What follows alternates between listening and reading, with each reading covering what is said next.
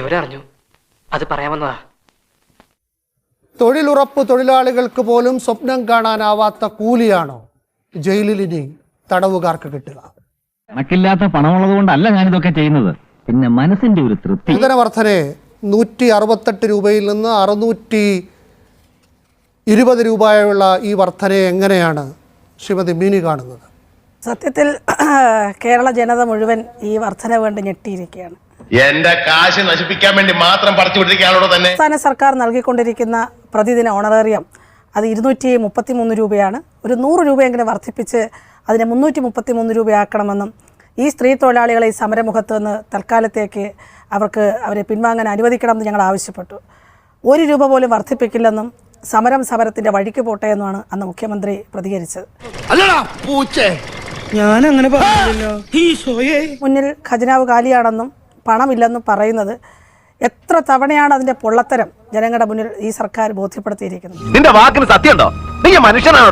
യഥാർത്ഥത്തിൽ ഈ സർക്കാരിനെ ആരാണ് ഉപദേശിക്കുന്നത് എന്ന കാര്യത്തിൽ ഞങ്ങൾക്ക് വളരെ വലിയ സംശയമുണ്ട്. ആരാണ് ഉപദേശിക്കുന്നത്? അദ്ദേഹത്തിന് എവിടെ നിന്നാണ് ഇത്തരം ഉപദേശങ്ങൾ കിട്ടുന്നത്? ഈ വേതനം വർദ്ധിപ്പിച്ചതിന് എന്തിനാ എതിർക്കുന്നത്? അത് പാവങ്ങളല്ലേ. ജയിലിൽ കിടക്കുന്നവന് ഒരു ചില്ലറ പൈസ വർദ്ധിപ്പിച്ചു കൊടുത്തപ്പോ അവര് ആ ജയിലിൽ തന്നെ അത്യാവശ്യം എന്തെങ്കിലും സാധനം, സോപ്പോ എന്തെങ്കിലും വാങ്ങണമെങ്കിൽ ഇതിലിന്റെ ഒരു കൂലി കൊണ്ടാണ് വാങ്ങും. അത് കാലോചിതമായി പരിഷ്കരിപ്പിക്കുന്നതാണ്. ആ ഒരു നടപടി എന്തിനാ വിമർശിക്കുന്നത്? മണ്ടന്മാർക്ക് ഒരു അസോസിയേഷൻ രൂപീകരിക്കുന്നുണ്ട് സാർ, അതിന്റെ ആജീവനാന്ത പ്രസിഡന്റ് ആയ കൊള്ളാം. സർക്കാരിന് ന്യായീകരിക്കാവുന്ന ഒന്നാണോ ജസ്റ്റിസ് കമാൽ പാഷ? ശ്രീ വിനു, ഇത് ഒരിക്കലും ന്യായീകരിക്കാവുന്ന ഒരു കാര്യമല്ല. പ്രത്യേകിച്ച് കേരളത്തിൻ്റെ അവസ്ഥ, ഒരു ട്രഷറിയൊക്കെ വറ്റി വരണ്ടിരിക്കുകയാണ്, ഖജനാവിലൊന്നുമില്ല എന്നൊക്കെ പറഞ്ഞ് ഈ ആശമാരെ ഈ റോഡിലും മഴയത്തും വെയിലത്തും കിടത്തി അവർക്ക് ഒരു 100 രൂപ കൂട്ടിക്കൊടുക്കാൻ ഇവർ തയ്യാറായില്ല. എന്നിട്ടാണ് ഇപ്പോൾ ഈ പണി ചെയ്യുന്നത്. വളരെ മോശം. ഞാൻ മനസ്സിലാക്കിയിടത്തോളം ജയിൽ മേധാവിയുടെ ശുപാർശ എന്ന് പറയുന്നത് 350 രൂപയായിട്ട് വർദ്ധിപ്പിക്കണമെന്നുള്ളതായിരുന്നു. അത് ഈ 620 സ്ഥാനത്ത് സ്കിൽഡ് വർക്കേഴ്സിന്. അപ്പോൾ ഈ 350 രൂപ എന്നുള്ളതൊന്നും പോരാ, അത് മുഖ്യമന്ത്രിയുടെ ഓഫീസ് വെട്ടിത്തിരുത്തി നേരെ 620 കയറ്റേക്കാണ്. ഇങ്ങനെയുള്ള കാര്യത്തിന് കാശേ നോക്കരുത്. എന്താണ് ഇതിന്റെ കാരണമെന്ന് ചോദിച്ചു കഴിഞ്ഞാൽ പല കാരണങ്ങൾ നമുക്ക് പറയാനുണ്ട്. കാരണം ഇഷ്ടമുള്ള ആളുകളാണ് ജയിലിൽ കൂടുതൽ കിടക്കുന്നത്. അപ്പോൾ അവരെ വീട്ടിൽ ചെലവിന് കൊടുക്കണം. ഈ ബുദ്ധിമുട്ടുകളൊക്കെ ഉണ്ട്, പാർട്ടിക്കൊക്കെ ഉണ്ട്. അപ്പോൾ അതിൽ നിന്നൊന്ന് മാറ്റി പൊതുജനങ്ങളുടെ ഖജനാവി ഈ നികുതി പണത്തിൽ നിന്ന് പണം എടുത്ത് കൊടുത്താൽ കുഴപ്പമില്ലല്ലോ. നിങ്ങൾക്ക് എന്തെങ്കിലും വേണമെങ്കിൽ പറയാൻ മടിക്കരുത്, ആന്റോയ്ക്ക് കാശൊരു പ്രശ്നമല്ല. നമ്മൾ മനസ്സിലാക്കേണ്ടത് നമ്മുടെ തൊട്ടടുത്ത സംസ്ഥാനമാണല്ലോ തമിഴ്നാട്. ആ തമിഴ്നാട്ടിലുള്ള വേതനം എത്രയെന്നറിയോ? 200 രൂപയാണ് സ്കിൽഡ്. ആ സെമി സ്കിൽഡിന് 180. എന്താ സത്യമല്ല? അതുപോലെ തന്നെ അൺസ്കിൽഡിന് 160. ഡൽഹിയിൽ 361, 328, 297 ഇതാ റേറ്റ്. പക്ഷേ കേരളത്തിൽ വരുമ്പോൾ ഇവിടെ ഒരുപാട് കൊടുക്കണം. അതിന് കാരണമുണ്ട്. എന്താ? ഇത് അന്ന് അന്വേഷിച്ച് നോക്കിക്കോളൂ. അതായത് ഈ പാർട്ടി കൊലയാളികളായിട്ടുള്ള ഒരുപാട് ആളുകളുണ്ട്. അവരെല്ലാം ജയിലിൽ കിടക്കുമ്പോൾ അവരുടെ വീട്ടിൽ ശമ്പളം കൊണ്ട് കൊടുക്കുന്ന ആരാണെന്നറിയോ? ഇപ്പോൾ പാർട്ടിയാണ്. അത് പാർട്ടിക്ക് ഇനി കൊടുക്കാൻ ചിലപ്പോൾ പറ്റുകയില്ല. അതുകൊണ്ട് അത് ബാക്കിയുള്ള പൊതുജനങ്ങളുടെ മണ്ടയിലോട്ട് അടിച്ചേൽപ്പിക്കുക. അതാണ് കാര്യം, അല്ലാതെ വേറൊന്നുമല്ല. നിങ്ങൾക്ക് എങ്ങനെ അറിയാം? ആര് പറഞ്ഞു? വീട്ടിൽ ചെലവിന് കൊടുക്കണം, അത് പാർട്ടിയുടെ ബാധ്യതയാണ് ഇപ്പോൾ. അപ്പോൾ അത് വലിയ ബുദ്ധിമുട്ടാണ്. ഇത് എൻ്റെ അടുത്ത്, ഞാൻ കോഴിക്കോടൊക്കെ ഉള്ളപ്പോൾ എൻ്റെ അടുത്ത് പ്രതികൾ തന്നെ പറഞ്ഞേക്കുന്ന കാര്യമാണ് ഞാൻ ഈ പറഞ്ഞത്. കേട്ടുള്ള കാര്യമാണ് പറഞ്ഞത്. എന്റെ തല കറങ്ങുന്നല്ലോ കൂട്ടുന്നേരെ. തന്റെ തലയല്ലേ കറങ്ങുള്ളൂ, എനിക്കിത് കേട്ടിട്ട് എന്റെ ദേഹം മുഴുവൻ കറങ്ങും. ശമ്പളം കൊടുക്കുന്നുണ്ട് ഓരോരുത്തർക്കും, വീട്ടിൽ കിടക്കുന്നവർക്ക്, ജയിലിൽ കിടക്കുന്നവർക്ക് അവരെ വീട്ടിൽ കൊണ്ട് കൊടുക്കുന്നുണ്ട്. അതിന് പകരം അവർക്ക് ഇപ്പോൾ 18,600 രൂപ ആണെന്നുണ്ടെങ്കിൽ ഒരു 9,300 രൂപ കൊണ്ടുവന്ന് സുഖമായിട്ട് കൊടുക്കാമല്ലോ, ഒരു കുഴപ്പമില്ല, പണം കൊടുക്കാം. ഇതിനു വേണ്ടിയാണോ നമ്മൾ പൊതുജനങ്ങൾ പൈസ കൊടുക്കേണ്ടത്? സാധാരണക്കാരുടെ ദുരവസ്ഥയാണ്. ഇവർക്കുണ്ടാക്കി കൊടുക്കണോ? ഇതൊരു കറക്ഷണൽ ഇൻസ്റ്റിറ്റ്യൂഷനാണ് ജയിൽ എന്ന് പറയുന്നത്, അല്ല സുഖവാസ കേന്ദ്രമല്ല. ഈ ബുദ്ധിമുട്ട് പണത്തിനുള്ള ഒരു സംസ്ഥാനം എന്ന് പറയുന്നവർ, പക്ഷെ ആ പറയുന്നത് ശരിയായിരിക്കത്തില്ല. ഇവർ പണമുണ്ട് ഇങ്ങനെയുള്ളതിന് വാരി കൊടുക്കാൻ. എന്നിട്ടാണ് ഇതുപോലുള്ള ഈ വൃത്തികേടുകൾ മുഴുവൻ കാണിക്കുന്നത്. ഇങ്ങനെ ഈ ധൂർത്തുണ്ടല്ലോ, വളരെ കഷ്ടമാണ്. ഇതുപോലൊരു നാറിയ ഭരണം. സർക്കാർ ഖജനാവിൽ നിന്നല്ല ഈ പൈസ പോകുന്നത്. ജയിലിനകത്തു നിന്ന് ചപ്പാത്തി ഉണ്ടാക്കുന്നു, കേക്ക് ഉണ്ടാക്കുന്നു, അങ്ങനെ ബിരിയാണി ഉണ്ടാക്കുന്നു. അപ്പം 8 രൂപ ഉണ്ടായിരുന്ന ചപ്പാത്തി 2 രൂപയ്ക്ക് കൊടുക്കുകയാണ്. 30 രൂപ ഉണ്ടായിരുന്ന വെജിറ്റബിൾ കറി 10 രൂപയ്ക്ക് കൊടുക്കുകയാണ്. 100 രൂപയുള്ള ചിക്കൻ കറി 20 രൂപയ്ക്കാണ് ജയിലിൽ നിന്ന് കൊടുക്കുന്നത്. അപ്പോൾ കേരളത്തിലെ ജനങ്ങളുടെ ജീവിത നിലവാരത്തിലുള്ള ചെലവ് ഗണ്യമായി കുറഞ്ഞു. ഞാൻ തുടങ്ങി വെച്ച ഈ ഫുഡ് പ്രൊഡക്ട്സ്, ചപ്പാത്തി ഉൾപ്പെടെയുള്ള പ്രൊഡക്ഷൻസിന്. അന്ന് 3 കോടി രൂപയായിരുന്നു വരുമാനം. ഇപ്പോൾ 16 കോടി രൂപയാണ്. ബഡ്ജറ്റിൽ വകകൊള്ളിക്കാത്ത ഒരു 16 കോടി രൂപ സർക്കാരിന് വന്നുകൊണ്ടിരിക്കുകയാണ്. ഒരു ജയിൽ ഉദ്യോഗസ്ഥൻ അയച്ചെന്ന ഒരു കണക്കാണ്.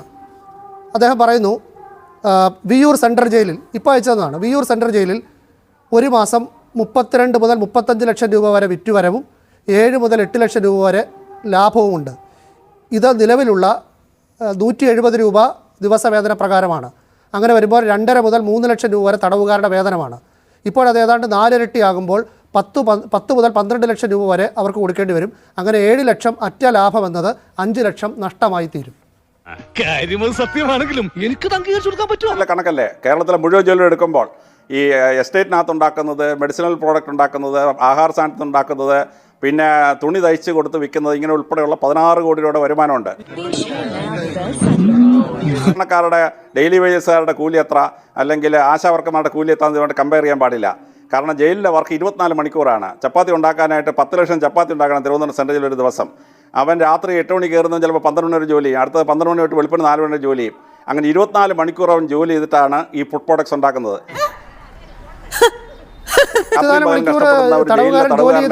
പിന്നെ വിശ്രമമേ ഇല്ലേ? അതോ ഷിഫ്റ്റിൽ ജോലി ചെയ്യുകയാണോ? 24 മണിക്കൂറും ജയിലിൽ ഈ സംവിധാനം പ്രവർത്തിക്കും. പക്ഷേ ആളുകൾ ഷിഫ്റ്റിലാണ്.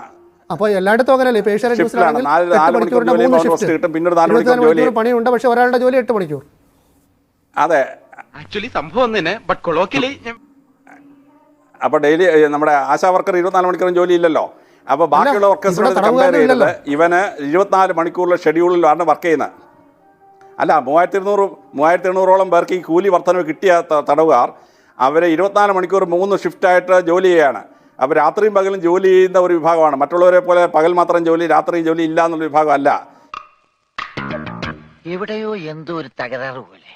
അതിലൊരുത്തം പറഞ്ഞത്, ഞാൻ ഒരാളിനെ കൊന്നിട്ട് ആ ആളിൻ്റെ കുടുംബത്തെ ഇല്ലാതാക്കി, ഞാൻ ഇന്ന് ഈ ആഹാരം ഉണ്ടാക്കിയത് ജനങ്ങൾക്ക് കൊടുക്കുമ്പോൾ എൻ്റെ കൈകൾക്ക് ആ ചെയ്ത പാപത്തിൽ നിന്ന് എനിക്കൊരു പരിഹാരം കിട്ടുന്നു, അല്ലെങ്കിൽ അവന് ആ പാപ പരിഹാരം എന്ന് പറയുന്ന ഒരു സംഗതിയിലേക്ക് അവൻ റിപ്പൻറ്റൻസിലേക്ക് എത്തുകയാണ്. അപ്പോൾ സമൂഹത്തിന് അവൻ നന്മ ചെയ്യണമെന്നൊരു തോന്നലുണ്ടാകുന്നു. ആ നന്മ ചെയ്ത തോന്നലിലൂടെ അവൻ പരിഷ്കൃതമാവുകയാണ്. മനസ്സിലായില്ലേ? മനസ്സിലായി. പറഞ്ഞില്ലേ, അദ്ദേഹത്തിന് ഇങ്ങനെയുള്ള കാര്യങ്ങളിൽ വളരെ താല്പര്യമുള്ള ആളാണ്, നല്ലതുമാണ്. ഇല്ല, ഒരുപാട് റിഫോംസ് ജയിലിൽ നടത്തിയിട്ടുള്ള ആളാണ്, എനിക്കറിയാം. ഞാനിതൊക്കെ ചെയ്യാൻ കാരണം എന്റെ മനുഷ്യത്വം, വേറെ മനുഷ്യത്വം. ജയിലിന്റെ മേധാവി 350 രൂപ റെക്കമെൻഡ് ചെയ്തു. അതാണ് അങ്ങോട്ട് വെട്ടിയിട്ട് 620 ആക്കിയേക്കുന്നത്. അതിന്റെ റീസൺ ഞാൻ പറഞ്ഞത് തന്നെയാണ്, വ്യത്യാസമില്ല. അത് അദ്ദേഹം സമ്മതിച്ചോ ഇല്ലയോ എന്നുള്ളതല്ല കാര്യം. പക്ഷേ കാരണം ഇവർക്കിത് കൊടുത്തേ പറ്റുള്ളൂ. കാരണം ഇവരുടെയൊക്കെ വീട്ടിൽ ചെലവിന് കൊടുക്കണം. അത് പാർട്ടിയുടെ ബാധ്യതയാണ്. ഇപ്പോൾ പറഞ്ഞത് കേട്ടുള്ള കാര്യമാണ് പറഞ്ഞത്.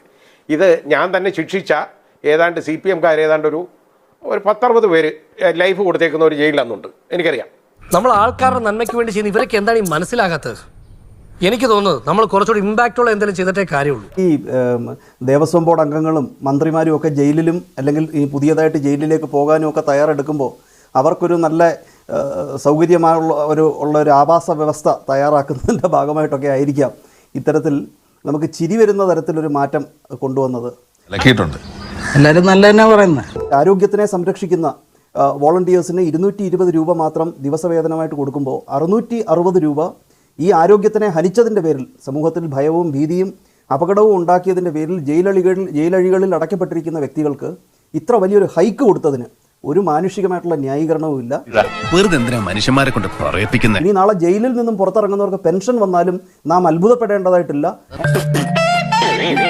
സ്ത്രീ പോലും ചിന്തിച്ചിട്ടില്ലാത്ത, അവർ ഭരണഘടനയുടെ നിർമ്മാതാക്കൾ പോലും ചിന്തിച്ചിട്ടില്ലാത്ത തരത്തിൽ ജയിലിൽ കഴിയുക എന്നത് ഒരു ശോഭനമായ ഒരു ജീവിതമാർഗമായിട്ട് കാണാൻ നാളെ ആൾക്കാരെ പ്രേരിപ്പിക്കുന്ന തരത്തിൽ, ക്രൈം സ്പർ ചെയ്യുന്ന തരത്തിലുള്ള ഒരു ഇൻക്രീസാണ് ഉണ്ടായിരിക്കുന്നത്. തീർത്തും നിർഭാഗ്യകരം. അപ്പോൾ ഇതിൻ്റെ പ്രശ്നം എന്ന് പറയുന്നത്, ആശാ വർക്കർമാരുടെ ശമ്പളം ഇതിൻ്റെ തുല്യമാക്കി മാറ്റണമെന്ന് എൻ്റെ അഭിപ്രായം. പക്ഷേ ഈ തടവുകാരുടെ ശമ്പളം പറയുമ്പോൾ 2-3 കാര്യം ശ്രദ്ധിച്ചോണം. ഒന്ന്, തടവുകാർക്ക് സമരം ചെയ്യാൻ ഒക്കെയില്ല. മറ്റ് തൊഴിലാളികൾക്ക് സമരം ചെയ്യാം, തടവുകാർക്ക് സമരം ചെയ്യാൻ പറ്റില്ല. മഹത്തായ ചിന്താഗതി.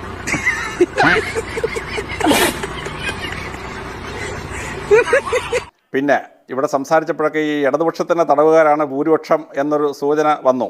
അത് കറക്റ്റ് അല്ല. കേരളത്തിലാണ് ഒരു പ്രപ്പോസൽ വന്നിട്ടുള്ളത്, തടവുകാർക്ക് അവരുടെ ലൈഫ് പാർട്ട്നേഴ്സുമായിട്ട് സംഗമിക്കുവാനുള്ള അവസരം ഒരുക്കണമെന്നൊക്കെ തരത്തിലുള്ള ഡിമാൻഡുകൾ ഒരു സമയത്തുണ്ടായിരുന്നു.